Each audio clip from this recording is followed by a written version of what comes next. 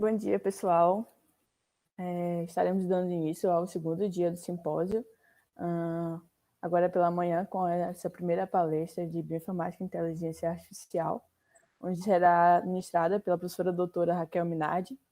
Ela fez doutorado em Bioinformática pela UFMG, graduação em Ciência da Computação pela UFMG, o pós-doutorado em Comissão em Energia Atômica e Energia Alternativa na França. Ela atualmente é professora classe de D, nível 2, da UFMG, no Departamento de Ciência da Computação. É membro filiado da Academia Brasileira de Ciência. Ela atua como docente permanente no programa de pós-graduação em Ciência de Computação e no programa de pós-graduação em Bioinformática, nível 7 do CAPES. É subcoordenadora do programa pós-graduação em Bioinformática da UFMG. E os seus principais interesses de pesquisa estão em bioinformática, biologia computacional e em visualização dos dados. Ela vai estar iniciando agora, lembrando que a palavra-chave de hoje, de agora de manhã, é inteligência artificial. Fiquem à vontade para tirar as suas dúvidas ao final da palestra. E é isso, pode ficar à vontade, professora. Então, obrigada pelo convite, pela apresentação. Deixa eu só colocar meu tempo aqui para contar, para eu ficar sabendo, né, quanto tempo gastando aqui. Então, tá. Bom, pessoal, então, como foi falado, eu já fui apresentada, acho que não preciso colocar a minha formação aqui, né, só para vocês saberem. Então, eu sou cientista da computação e trabalho com bioinformática há aproximadamente 17, 18 anos, né, desde a iniciação científica. E eu tenho tido essa atuação fazendo a ligação entre as áreas, né? Então, eu tenho esse interesse, essa missão mesmo, né, de aproximar a computação das outras áreas, principalmente as ciências da vida, né? E então eu tenho atuado desde a entrada na universidade, né, como professora, ensinando programação, pensamento computacional para os estudantes que vêm das áreas biológicas e afins, né? Então, só para vocês saberem, assim. Eu dei uma pesquisada, então, antes da palestra, né, como era uma liga de acadêmica, né, dos estudantes de medicina veterinária, e é uma área que eu não trabalho, né, nunca trabalhei muito próximo, eu dei uma pesquisada em artigos relacionados à inteligência artificial, relacionados à área de medicina veterinária. Eu busquei só artigos bem recentes, assim, depois de 2020, né? E eu trouxe alguns para vocês aqui, só para a gente fazer algumas reflexões iniciais, né?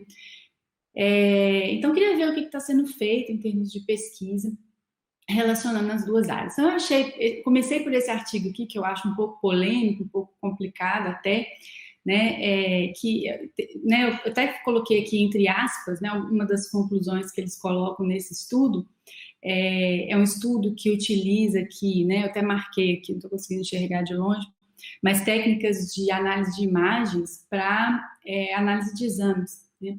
Então, eles colocam essa conclusão, assim, que eu acho bem polêmica, bem complicada, mas é para a gente começar a refletir sobre esse assunto aqui, né?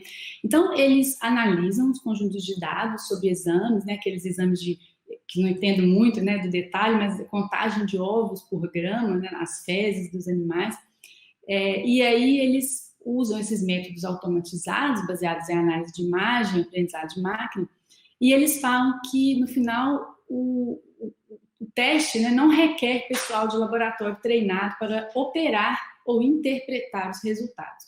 Eu acho isso bem complicado e bem polêmico. No final, a gente vai falar um pouco sobre isso, porque quando a gente ouve falar de inteligência artificial, parece que é uma coisa assim muito milagrosa e que vai substituir o ser humano, né? E a gente hoje, né, no estado da arte, a gente sabe que isso não acontece.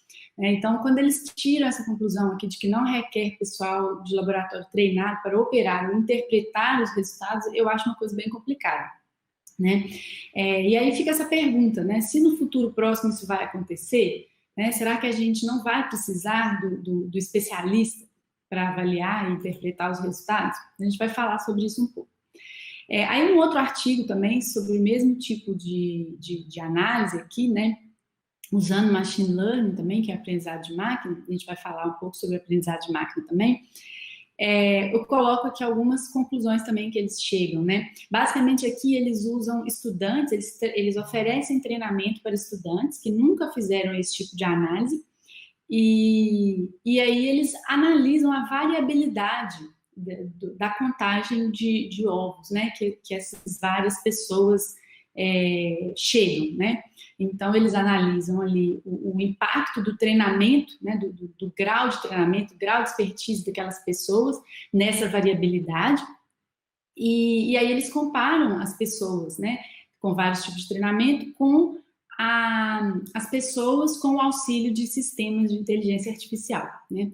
E aí eles mostram que essa variabilidade, né, que possivelmente seja um erro na contagem, reduz quando as pessoas têm um sistema de inteligência artificial como suporte. Então, acho que aqui está bem mais próximo do mundo real, né, no qual a gente realmente tem esses sistemas para nos dar suporte, né.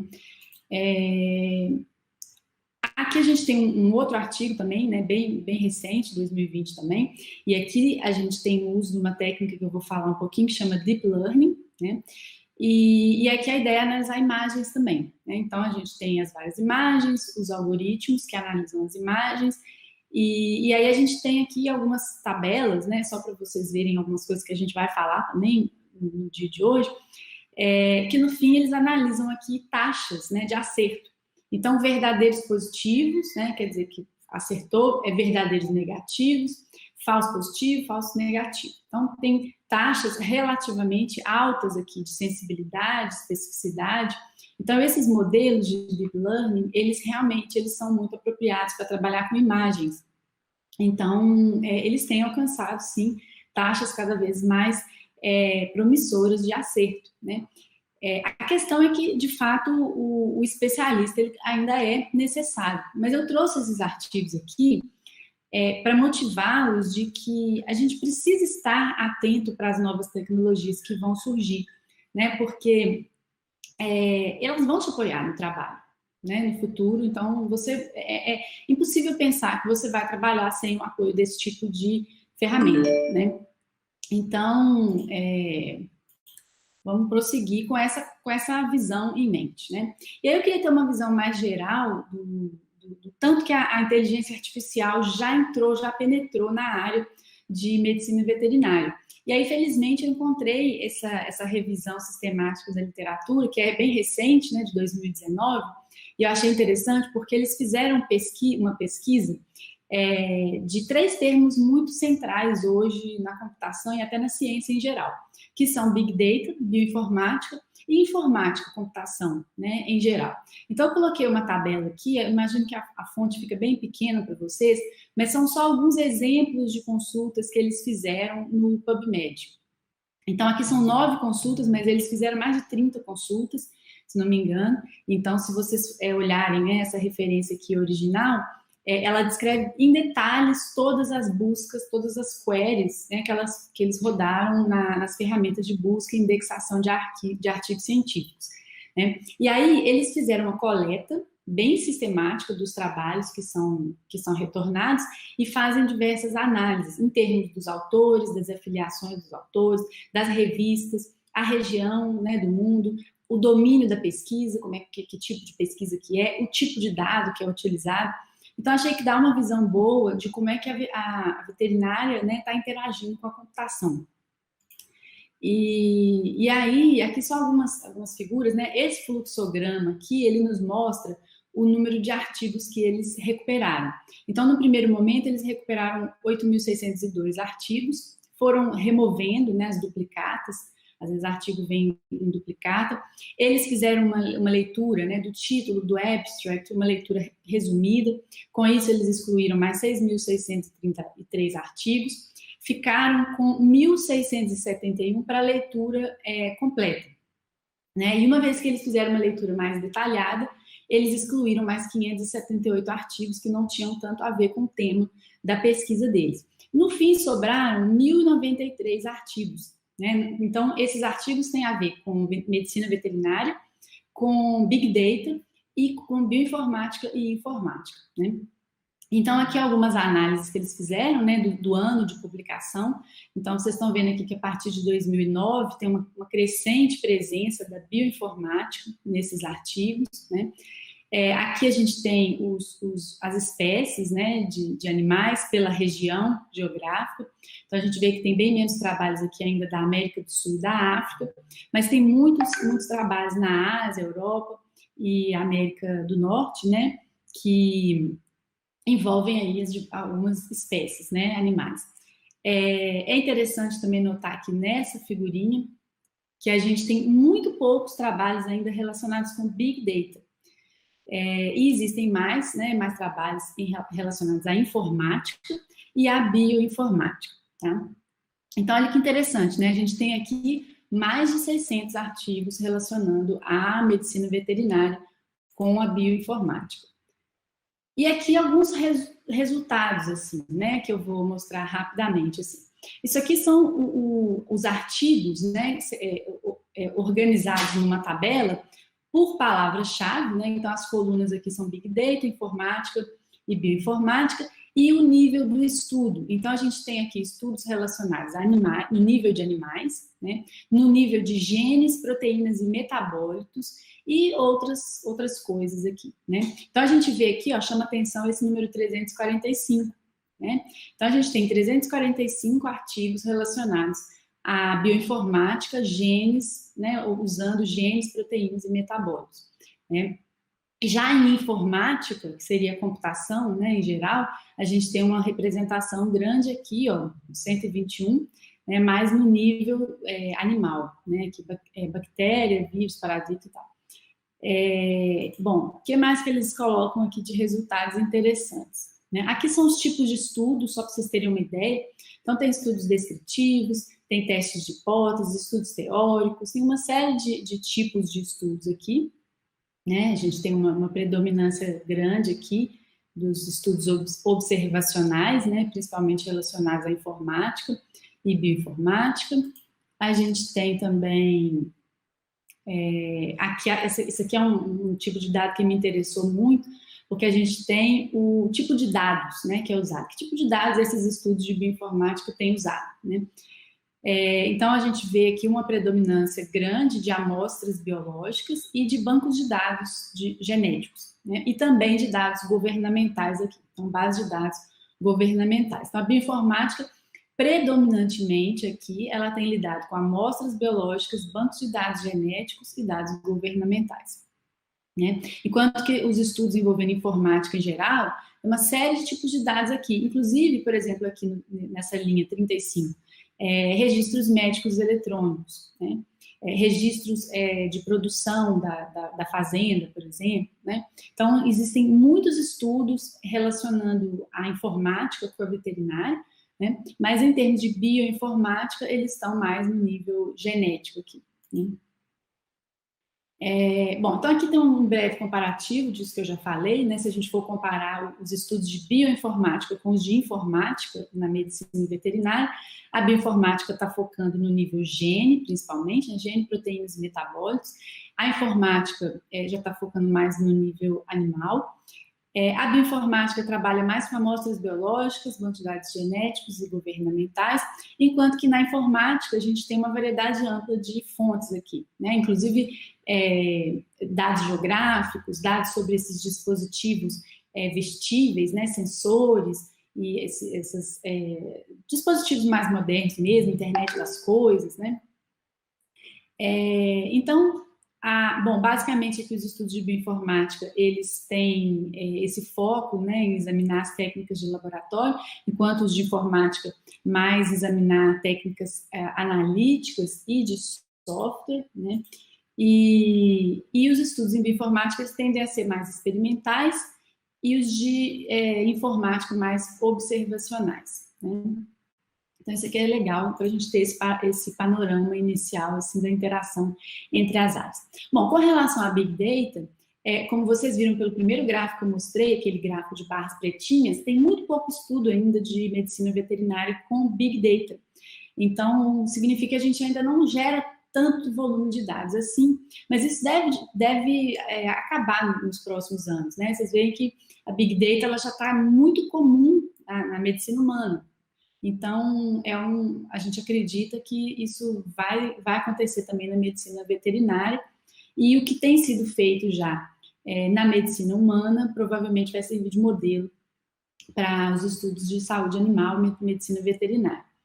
Aí aqui tem uma coisa, né, um item interessante aqui, técnicas como aprendizado de máquina, não supervisionado e algoritmos de reconhecimento de padrões podem revelar associações interessantes em grandes conjuntos de dados. E a gente vai falar sobre isso também, né, hoje. Né? Então, o que é a bioinformática? Eu vi que vocês já tiveram outras palestras ontem, então vocês já sabem bem do que eu estou falando.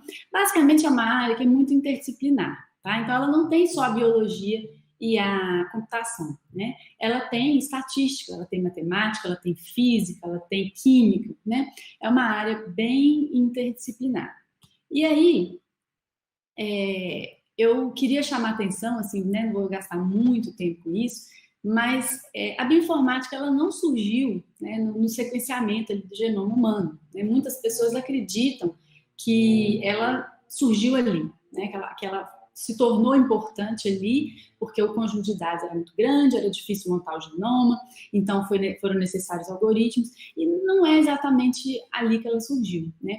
Então ela surgiu ali por volta da década de 50, né, quando a gente nem tinha ainda esses computadores de uso pessoal, né, nem sequenciava ainda os genomas, né, ela surgiu, na realidade, com estudos de sequências de proteína. Então, primeiros programas foram para montar sequências de peptídeos, né, a gente até mostrou aqui na figura, na página anterior, isso aqui, ó, é um algoritmo calculando um consenso entre peptídeos, né, então, programas usando computadores de cartões perfurados, né? Também na década de 60 e 70, surgiram os primeiros bancos de dados de sequências de proteína, né? Então, não sei se vocês já ouviram falar, né, da Margaret Dayhoff, ela desenvolveu a primeira matriz de substituição, né, com base em dados estatísticos, criou a primeira base de dados de sequência e estruturas de proteína, que eram muito poucas, né? Muito poucas naquela época. Os primeiros algoritmos para análise filogenética também, né? E aí, na década de 70 e 80, houveram muitos avanços, tanto na computação quanto na biologia molecular. Né? Então, foram estudos paralelos que depois vão convergir aí, ao longo, né, da história, para a possibilidade aí da bioinformática existir, né? Aí, em 1980, 90, as técnicas de amplificação de genes foram desenvolvidas, ao mesmo tempo, computadores pessoais, né, o poder computacional aumentou e a gente teve mais acesso aos computadores, foram desenvolvidas também muitas linguagens de programação, os primeiros softwares de bioinformática, se não me engano, FRED, FRAP, nessa época já estavam sendo desenvolvidos. Depois de 1990, 2010, a gente teve aí com o advento da internet, né, e também o desenvolvimento das técnicas de sequenciamento mais modernas, a gente tem, que vocês já conhecem, né, esse fluxo exponencial de dados sendo gerados, né, no nível molecular dos seres vivos. Né. Então, houve aí uma rápida proliferação mesmo das ferramentas de bioinformática. E aí perspectivas para hoje, né? A gente fala muito de Big Data, porque realmente o crescimento, né, do volume de dados vai ser grande nos próximos anos. A gente tem falado muito sobre o problema da reprodutibilidade dos estudos, né? Isso a bioinformática pode ajudar também, né, na organização, na criação de pipelines, protocolos, né, que podem ser reexecutados. A inteligência artificial, que é o que a gente vai falar aqui hoje, que é uma grande promessa, e até mesmo a melhor definição da profissão de bioinformática. Né? O que seria realmente essa profissão?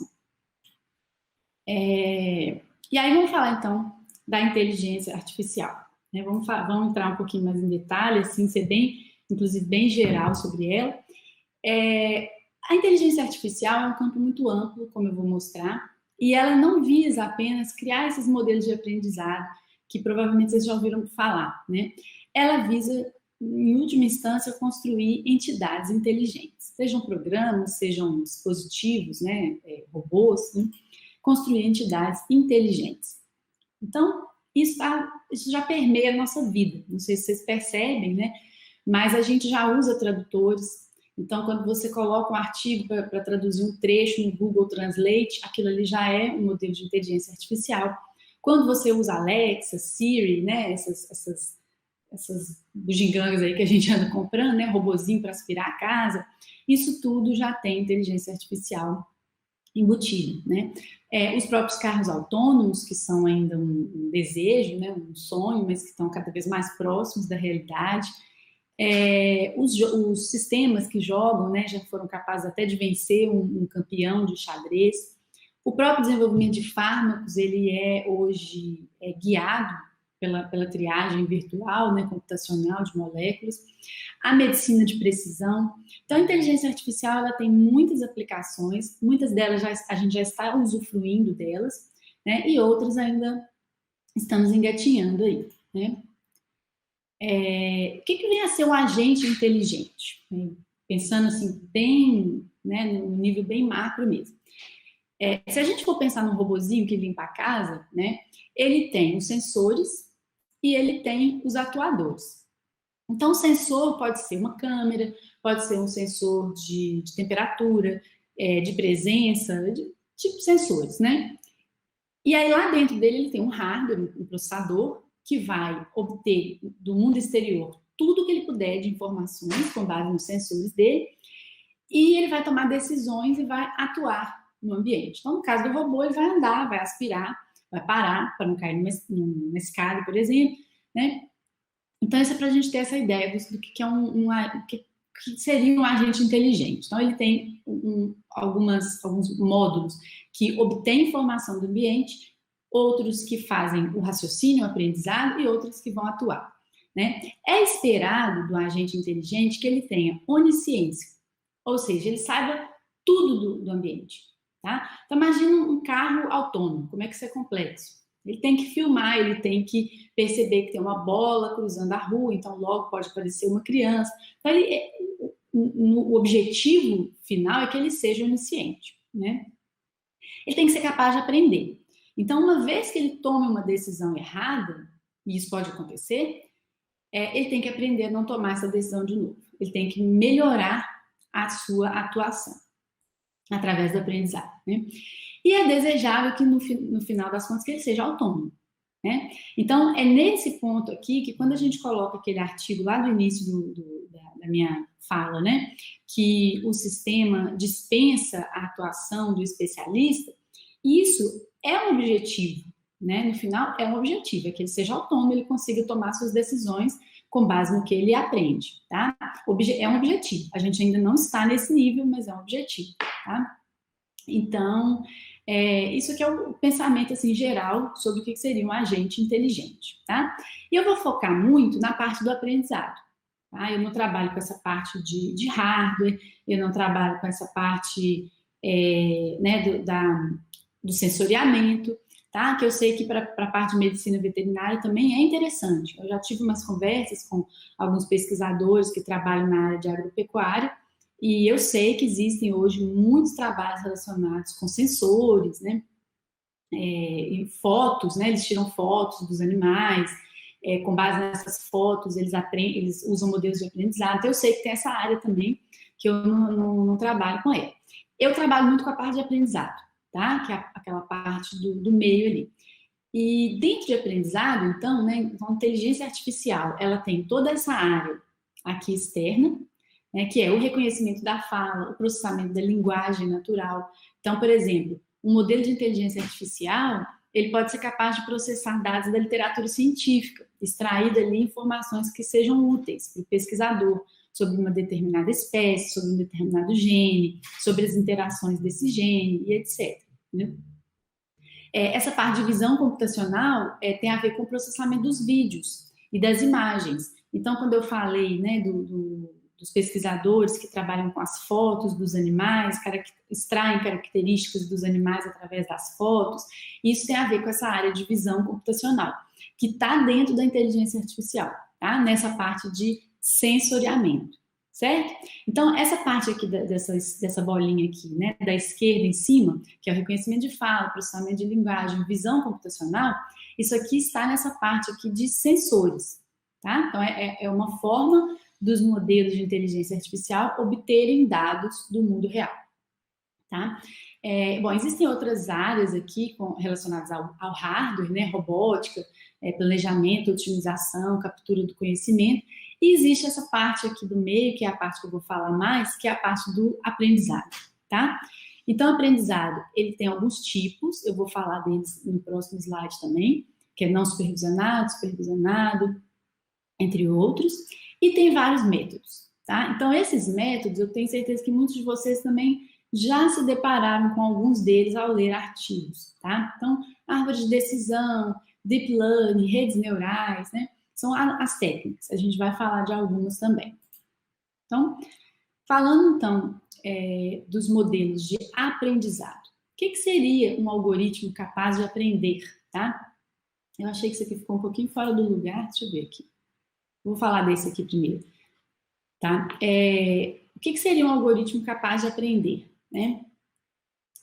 Se vocês já escreveram um programa de computador, vocês sabem que você descreve ali por meio de uma linguagem computacional, seja Python, R, Perl, você descreve ali as regras que o seu algoritmo vai colocar, né? Então, aqui, por exemplo, ó, isso aqui é um código que eu criei bem bobo sobre crédito bancário, tá? Porque é um exemplo que serve para todo mundo entende bem.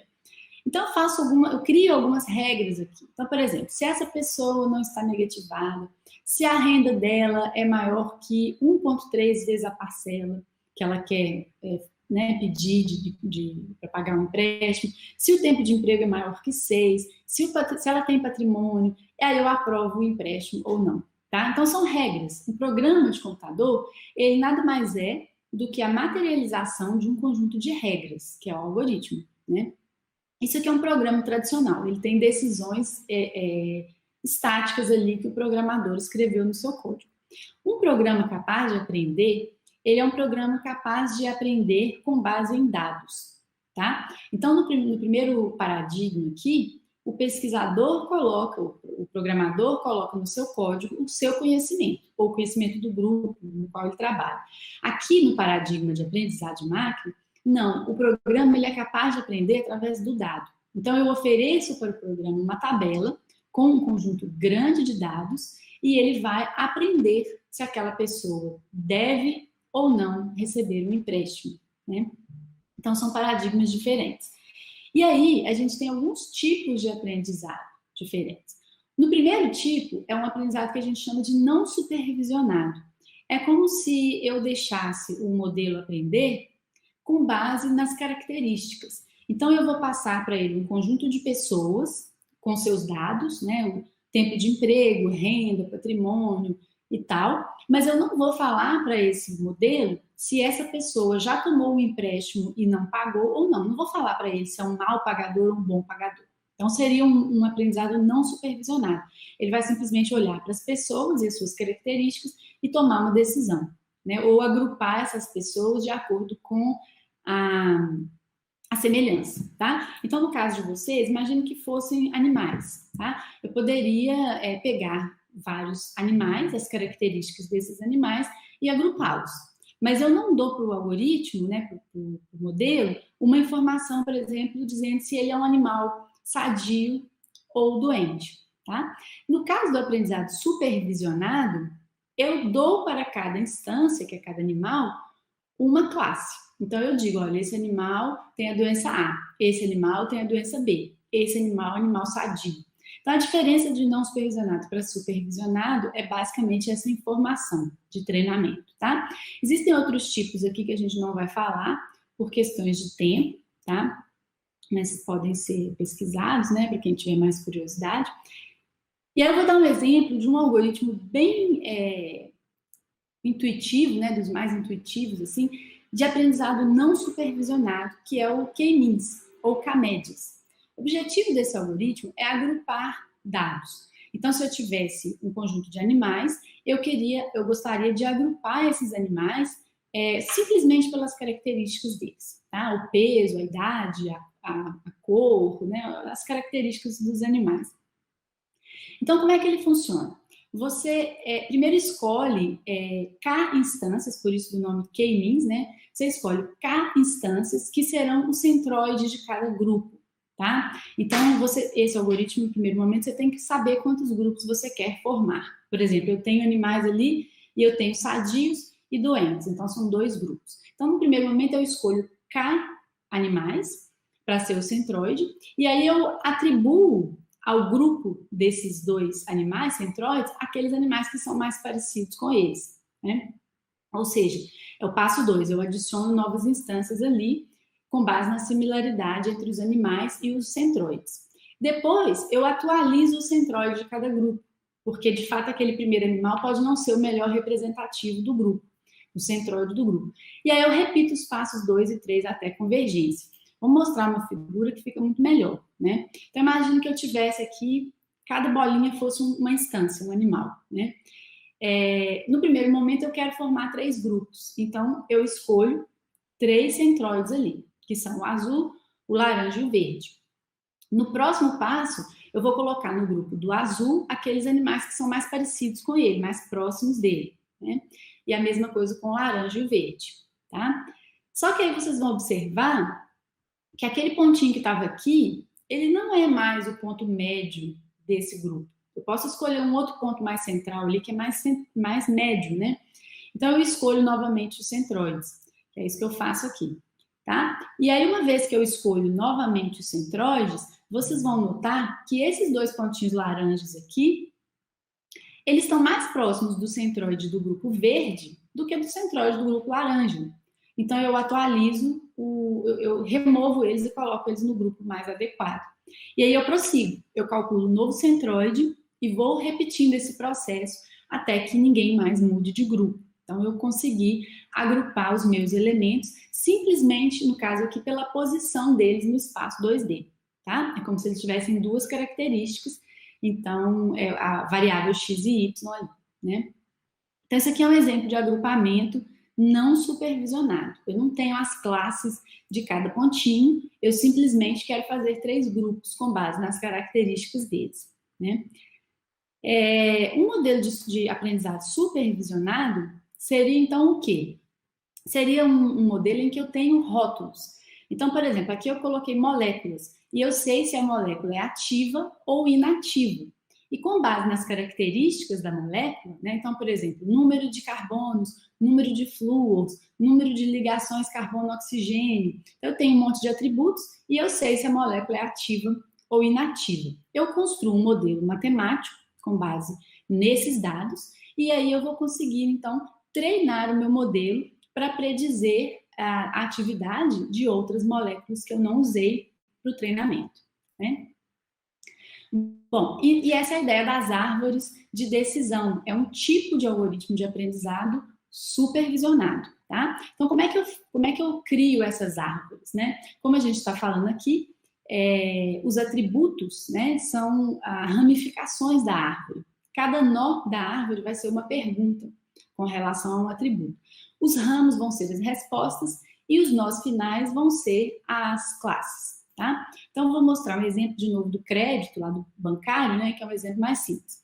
Então, eu tenho uma entrada aqui que são pessoas, as características das pessoas, e eu tenho uma informação de treinamento, dizendo se essa pessoa é um bom pagador ou é um mau pagador, por exemplo, né? Então, eu crio uma árvore nesse formato aqui. Eu pergunto, olha, essa pessoa tem uma dívida, não paga? Sim, então não vou conceder o empréstimo. Não.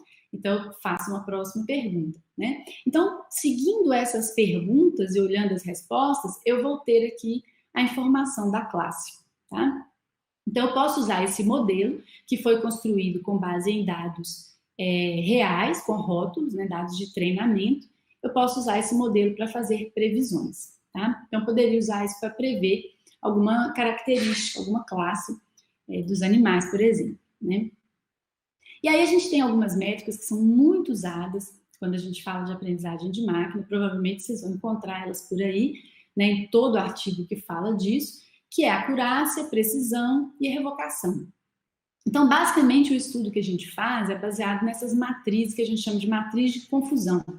Ela distribui os elementos entre a classe que foi predita e a classe que foi real. Então, se a classe de um animal é doente e eu predisse que ele é doente, então eu falo que é um verdadeiro positivo.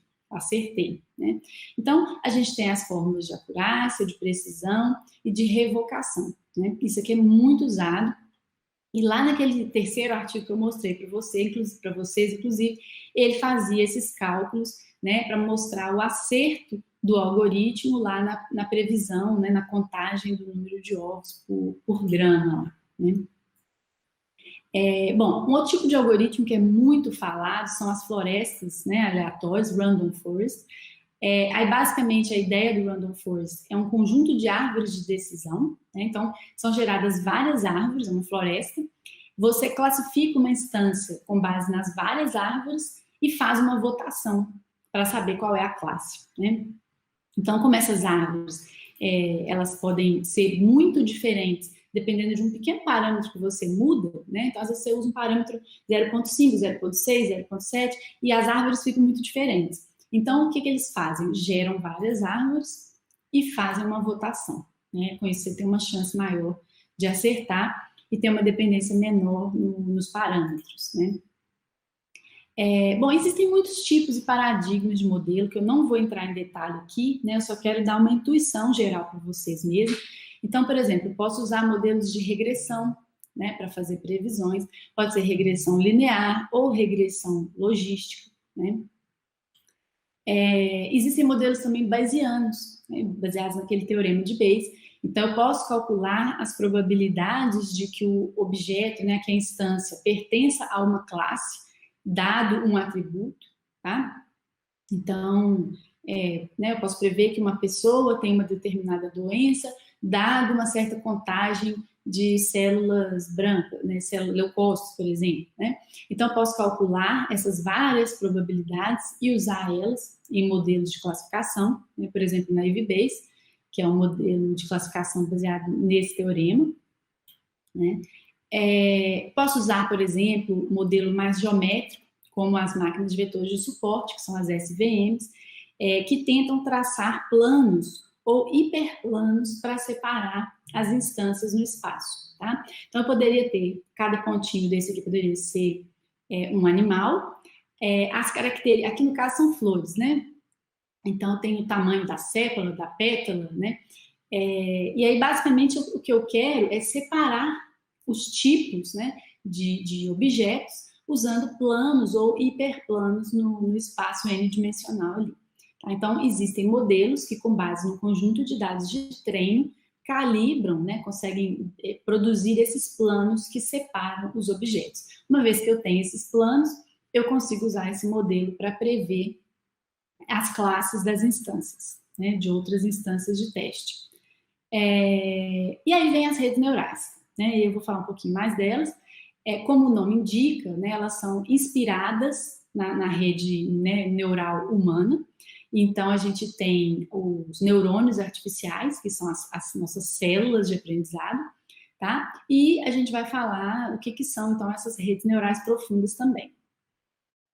Então, lembrando aqui, isso aqui é a estrutura de um neurônio humano, né? A gente tem os axônios, o núcleo, os dendritos, e no computador, né, como é que a gente fez para modelar isso, a gente criou um perceptron. O perceptron é o neurônio artificial. Então, ele tem entradas, N entradas, ele faz um conjunto de cálculos aqui e ele libera uma saída. Então, é como se fosse um neurônio, né, que recebe um sinal, processa e repassa esse sinal. O perceptron é a mesma coisa, só que computacional. Um pouquinho mais de detalhe, né, eu vou colocar aqui para vocês verem, mas então cada neurônio recebe um peso, tá? Que inicialmente é aleatório, um valor de uma variável, e esse peso vai sendo treinado à medida que eu vou lançando dados ali, nesse modelo. Então, ele vai aprendendo com base nos dados de treinamento, tá?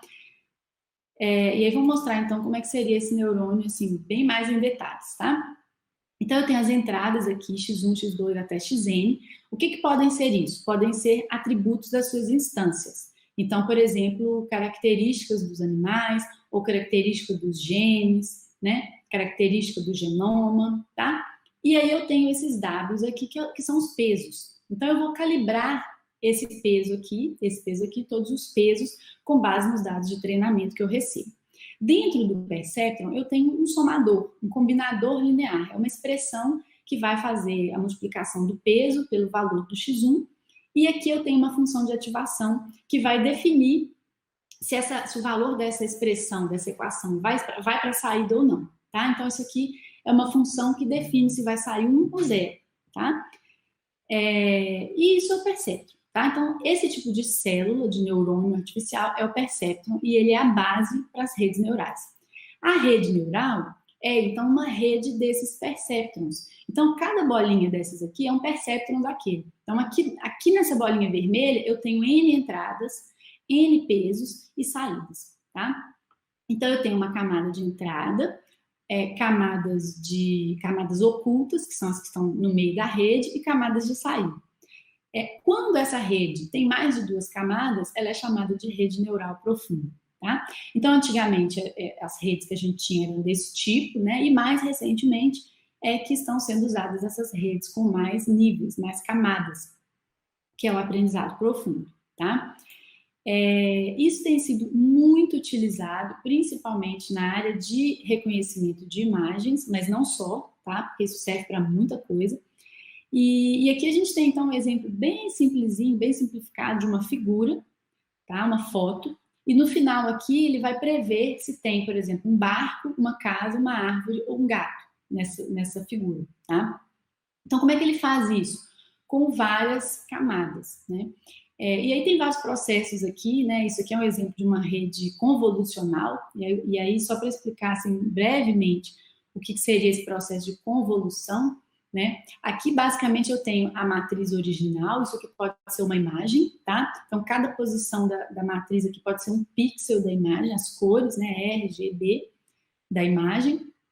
E aí eu vou pegando uma matriz aqui, ó, por exemplo, que processa uma certa característica. Aqui a gente tem vários exemplos de matrizes, né? Para pegar, por exemplo, bordas, né? Aqui, detecção de bordas, não sei se está dando para ver muito bem, mas a gente tem esse animalzinho aqui eu estou detectando as bordas dele. E aí você pega e multiplica essa matriz aqui pela sua matriz original da imagem. Então, são esses númerozinhos vermelhos aqui. Então, vezes 1, vezes 0, tá vendo? E aí eu vou fazendo essa... como eu falo isso, gente? Deslizando essa matriz aqui, fazendo essas multiplicações, gerando matrizes menorzinhas aqui com os contadores. Tá? Então, eu posso pegar essa matriz aqui e fazer esse pooling aqui, gerar uma matriz menorzinha com um resumo das características, tá? Então, é um pouquinho complexo esse processo, assim, para explicar muito rápido, né? Mas o que eu queria era dar uma visão geral, tá? Esse tipo de rede aqui, ela é baseada nesse princípio básico aqui de perceptrons. Então, ela tem vários perceptrons.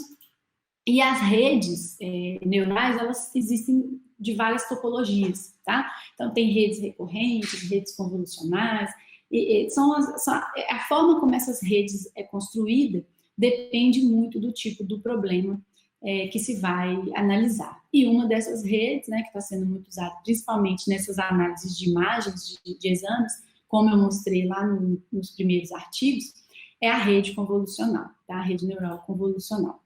Então, acho que hoje é muito importante para todo estudante que vai trabalhar, né, com medicina veterinária, tentar entender um pouco como esses métodos funcionam, tomar conhecimento que eles existem, como eles funcionam, como eles podem ser usados, né? E aí, né, a inteligência artificial ela é uma promessa muito grande que a gente tem hoje para todas as áreas, mas ela tem ainda muitas limitações, muitos desafios, né? Então, alguns eu coloquei aqui, né? Primeiro, demanda por armazenamento e poder computacional, né? Muitos são bem intensos em termos de computação. A supervisão humana, porque, de fato, é preciso ser humano, tá? Para definir metas, tá? Quais são as metas de um modelo? Como modelo isso? Eu vou usar uma rede convolucional, eu vou usar uma rede recorrente, eu vou usar uma SVM, vou usar um KNN. Então, para fazer essa modelagem, a gente ainda precisa do especialista, né, que entende do problema e entende dos algoritmos. Tá? Além disso, esses modelos, eles têm muitos parâmetros. Então, da mesma forma como eu mostrei o K-means, que é aquele algoritmo de agrupamento, que naquele caso específico, eu precisava passar para ele o parâmetro K, quantos são os clusters, os outros algoritmos, árvore de decisão, eles têm parâmetros, tá? A própria rede neural tem inúmeros parâmetros que você tem que definir, né? Isso eu preciso do especialista ainda, né? E sem contar na análise dos resultados, tá? Então, uma vez que você roda um modelo, tanto se ele se sai muito bem, quanto se ele se sai mal, você precisa saber analisar os resultados, entender por que ele se saiu mal, por que ele se saiu bem, como é que você poderia melhorar. Então, é ilusão ainda hoje, né, no estado da arte, pensar que esses modelos são autônomos, tá? Uma outra questão muito complicada é que grande parte desses modelos, exceto as árvores de decisão, por exemplo, eles são de muito difícil compreensão. Tá? Então, às vezes, a gente tem uma rede neural que tem uma taxa de acerto altíssima, 99% de acerto, mas eu não consigo explicar por quê. Ou seja, eu não sei a semântica daquele modelo. Tá? Eu não sei qual é a característica do animal que é responsável por acertar essa predição. Então, isso ainda não é uma coisa muito simples. Tá? Existem muitos estudos nessa direção, mas a gente fala que esses modelos eles são muito opacos, tá? No sentido de caixa preta mesmo, às vezes a gente não consegue entender como é que eles funcionam, tá? Sem contar ainda as questões éticas, tá? De ética, de responsabilidade dos algoritmos, né? Eu nem vou entrar tanto nessa questão, que é uma questão mais social, né? Mas também temos muitos desafios aí nessa direção, tá?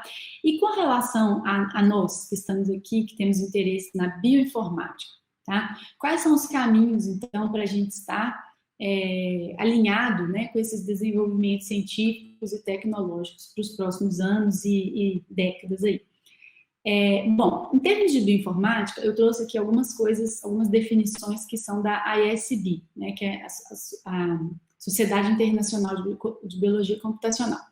Ela define 3 tipos de perfis de pessoas que trabalham com bioinformática: o usuário de bioinformática, o cientista de bioinformática e o engenheiro. Tá? Então, com relação ao usuário de bioinformática, ele deve ser capaz de usar técnicas, habilidades e ferramentas para a prática da biologia computacional.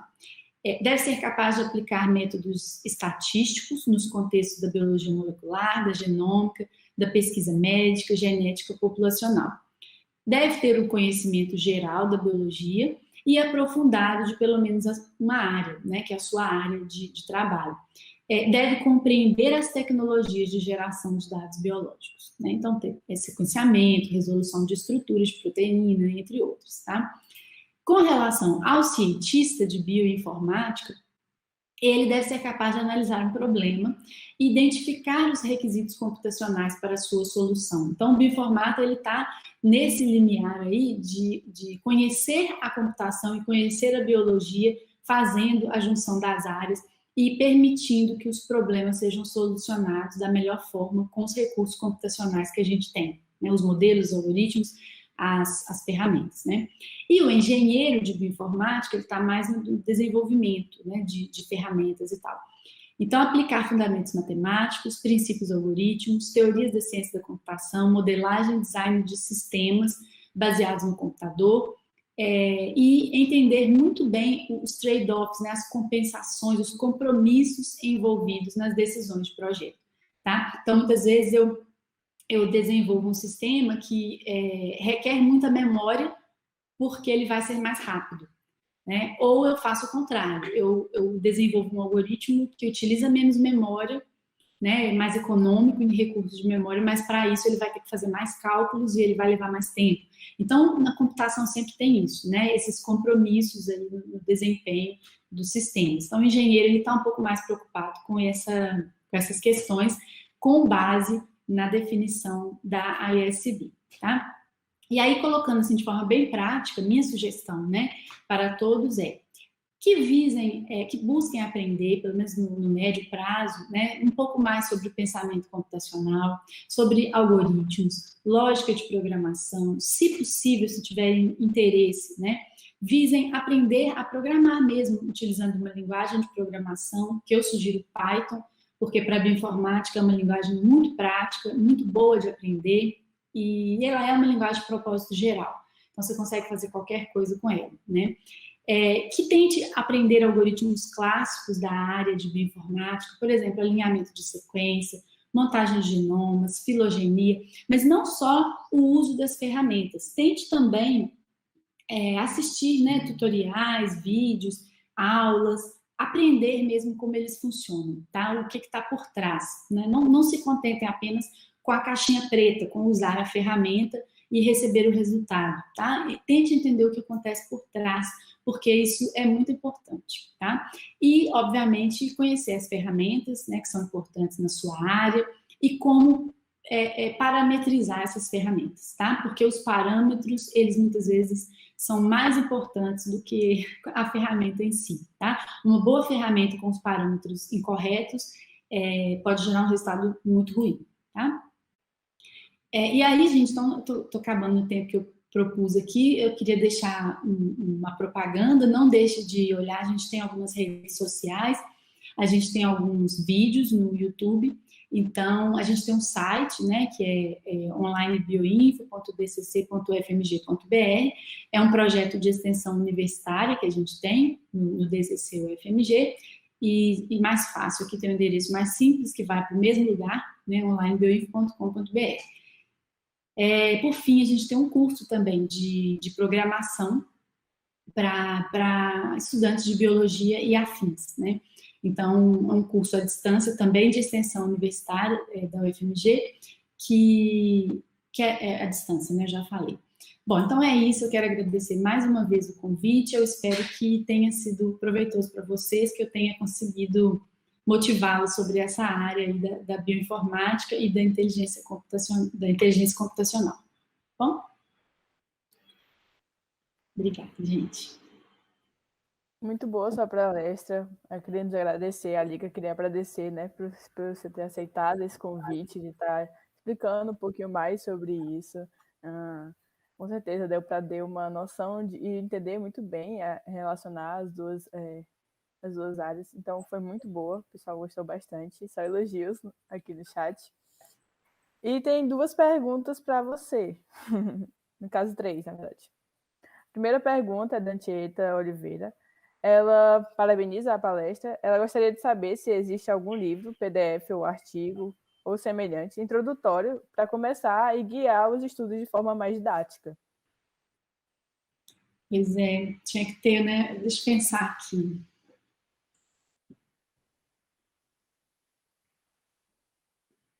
Porque tem muitos, mas eu não sei se ela quer livro em português, inglês, né?